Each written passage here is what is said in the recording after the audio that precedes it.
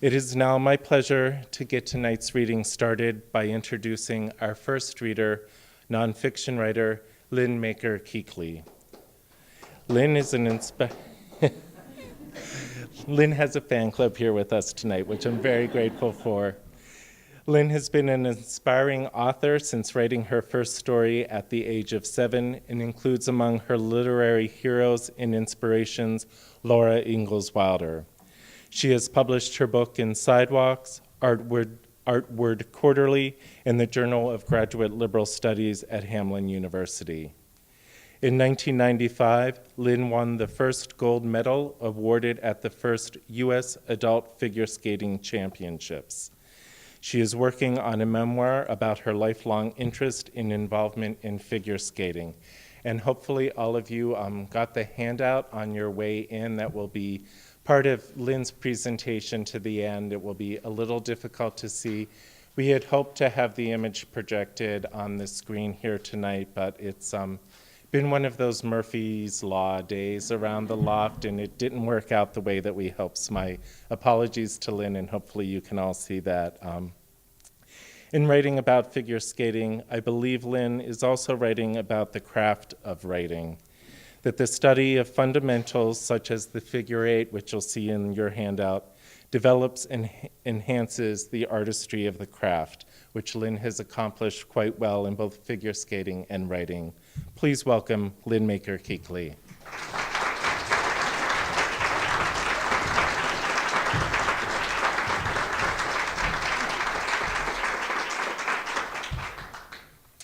Thank you to everyone for coming tonight. And yes, now is the time to talk about the cell phones. I think Jared forgot. Before I start, I'd like to thank the Jerome Foundation for funding this wonderful program, the Mentor Series, the Loft, and especially Jared Santek for going above and beyond in supporting all of us who are in the program, all of our mentors, especially John Hildebrand, who will be reading later tonight. He has been working with those of us in creative nonfiction, and we very much appreciate his ongoing support of and enthusiasm for our work. I want to thank all of my co-mentees, who are all extremely talented writers, in addition to being kind and giving people. One of the best things about this program is that everyone is so willing to give their time and energy to cheer each other on. And finally, to my husband, Matt, and our daughter, Vika, you two make life better than it would be otherwise. As Jared said, the project I'm working on is a memoir about figure skating. The sections I'm reading tonight are drawn from my 3 main topics: the history of skating, my own experiences as a figure skater, and the experience of skating a figure eight. That's where the picture will come in later. In all likelihood, it was a man who strapped wood or bones or sharpened antlers or even walrus teeth to his shoes 3,000 years ago. He did so not for the joy of gliding, but for sheer utility. Had he been unable to balance? Had he fallen countless times, risking injuries that could have proved fatal? He might have abandoned his new mode of transportation. Instead, he was probably strong, muscular, at home in his body, someone who moved effortlessly, without hesitation, never doubting that his body could achieve what he willed it to do. Because his elementary blades had no edges to aid in propulsion, he used poles to pull himself along, feet shuffling side by side across icy surfaces. But perhaps one sunny day, his cheeks red from the cold, he lay down his poles, dug his toes into the ice, took a few running steps and slid, teetering, arms stretched wide, loosing laughter that echoed across a lake. On that day, perhaps, recreational ice skating was born.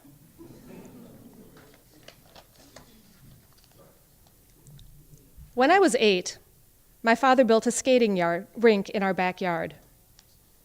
On the night he put it together, I stood on tiptoe in our bathtub, straining to see through the window. Swirls of snow tossed themselves into the air, spread apart like fine strands of cotton candy, drifted down again. Beneath me, my father slowly uncovered a bare circle of what, in summer, had been our lawn. His shovel rasped steadily, in a rhythm broken only when he planted the scoop in a snowbank, crossed his palms over the handle, and leaned forward, briefly, to rest.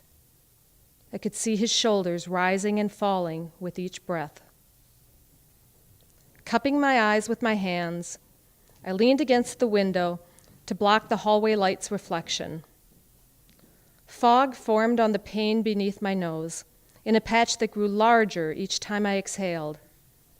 I couldn't resist the unmarked expanse, so I swirled my name on the window, then rubbed it out with the side of my hand.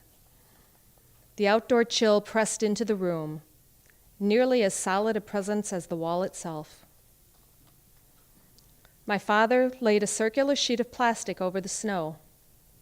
He was still dressed in his work clothes, heavy leather boots with laces and hooks, navy pants, worn, I knew, over thick white long johns, a navy jacket that zipped up the front and had Warren and Standard Oil embroidered over his heart, and a baseball-style cap with ear flaps. That night, the flaps were down. I could see his breath forming clouds, each one disappearing just before the next took its place. After smoothing wrinkles from the plastic liner, he stepped back, doffed his cap for a moment, and ran his fingers through his thinning hair. Before him lay what looked like a huge, empty pie tin. Then he stood at the edge of the patio, under the porch light, and flooded the circle with water from our garden hose. Every so often, he moved the hose from one gloved hand to the other. When he finally turned off the water and coiled the hose over his arm, I ran downstairs and met him at the side door. "Can I try it now?" I begged. "Can I put my skates on?" One afternoon, 3 years later, my mother and I rode the bus downtown to the fabric department at Dayton's. There, we sat on high chairs at a counter and paged through heavy books of patterns showing full, A-line, and straight skirts, sweetheart, V-neck, and stand-up collars. None of them looked like skating dresses. Finally, we found the slender, auxiliary pattern book devoted solely to costumes. We found the filing drawer with the figure skating pattern, and I leaned back to pull it open. My mother extracted the envelope of tissue paper and directions that would eventually produce my skating dress. Then we wandered among the bolts of fabric, breathing in the freshly starched smell of new material.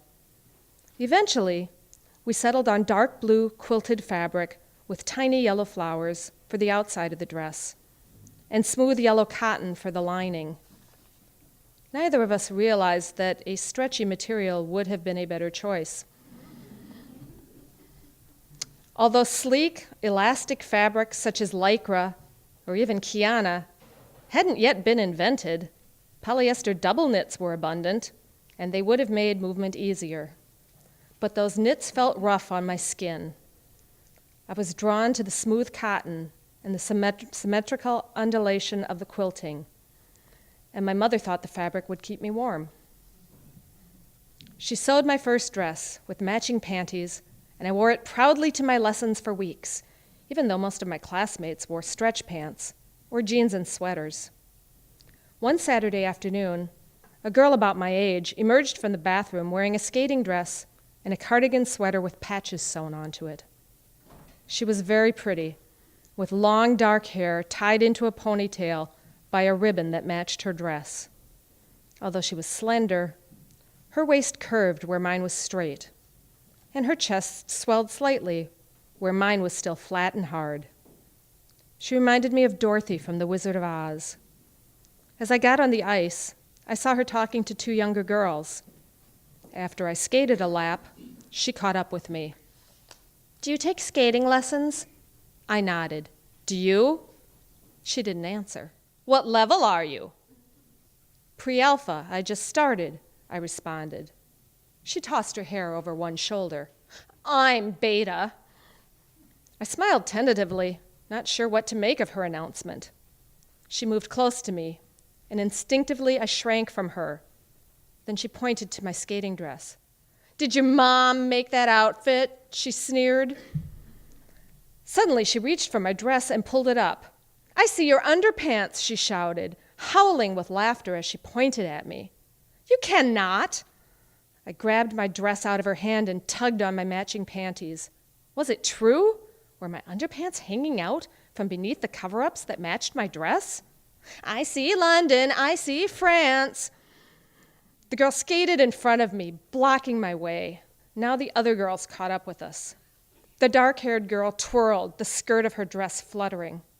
"You can't see my underwear, because I have a real skating dress."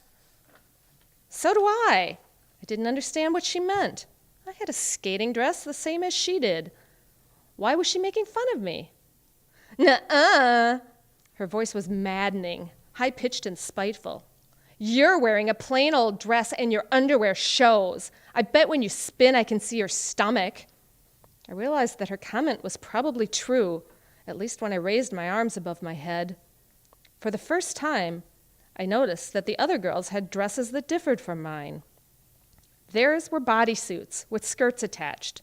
Mine was a dress with panties underneath. Their dresses couldn't ride up. No one could see their stomachs. "Keep moving." The rink attendant moved between us, breaking up the little group. The dark-haired girl and her friends moved on, leaving me to stare sadly at my dress. That night, my mother tried to tack the panties to the dress so that my stomach wouldn't show. But the extra stitches made the dress so tight that I tore it every time I tried to raise my arms. I began wearing jeans and sweaters to my lessons until the arena had a used dress sale, at which my mother bought me 2 of the bodysuit-style dresses. My new dress was laid to rest at the bottom of my mother's cedar chest. And this is the very last section about skating a figure. It's actually the beginning of skating the double 3 figure, which is the photo that you have. So figures are so old, they go back. A picture was taken in about 1912 or 1913. And some time ago, I was still skating those same figures. A center doesn't exist until you create it. Let's say, for today, that the ice is yours alone, an expanse without ruts, without ridges, without even the ghost tracings of past skaters. It stretches before you, extending from your toes and fingertips, limitless for one instant, awaiting the order you'll impose, as a canvas awaits brush strokes. The ice isn't brittle, isn't stony, isn't unforgiving, isn't any of the adjectives you might use to describe a frozen substance.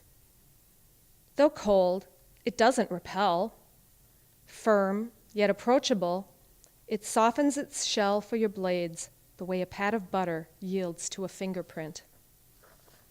Stained onto concrete beneath the ice, for use in hockey games, blue and red stripes slice color into the cool dusk of the arena. The rink manager turns down the lights, cutting glare to improve visibility for the curves your blades will etch. Silence echoes.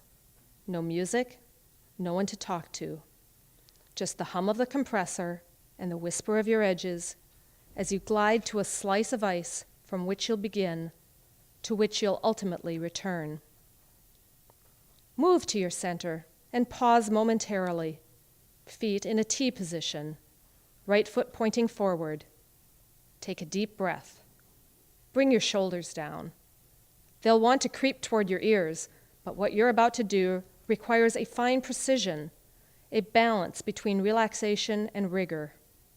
Tensing your shoulders will harden you, like clay left out to dry, when you must be malleable. Submit to the arcs of the figure 8. Mold yourself into that age-old symbol of infinity, eternity. After all, if a figure skate could set off by itself, it would describe a circle. The skate's blade curves slightly from front to back, like the base of a rocking chair, and from side to side, like an umbrella, forming two edges with a hollow in between. Those arcs transform steel into a metal that seeks roundness, a solid that, like a boomerang, will eventually return to its origin. A stiff muscle here, an overcorrection there, and you'll distort the circles your blades want to make.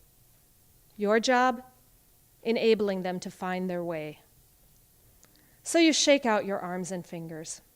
You draw breath, briskness flooding your nose, slipping down your throat as you slide your shoulder blades into imaginary back pockets. You raise your arms, sighting down your fingertips, seeking a scar from yesterday's toe pick, the gray of a pipe beneath the ice, perhaps a hash mark on a hockey circle. Anything to help approximate the diameter of the circle you're about to commence. You test the outside edge of your right blade, beginning imperceptibly to transfer your weight, feeling the beckoning curve. It could be the start of a simple figure eight, a serpentine, a loop, a double three. By tilting an ankle, shifting your weight, bending or straightening a knee, you'll determine what form will ultimately appear. The sheet glistens like glass, glossy soft, smooth as wedding satin. It's yours to mar or beautify. It's yours to carve, transforming blank possibilities into geometric artwork. It's yours to tame, harnessing its potential into space and curve and line. Thank you.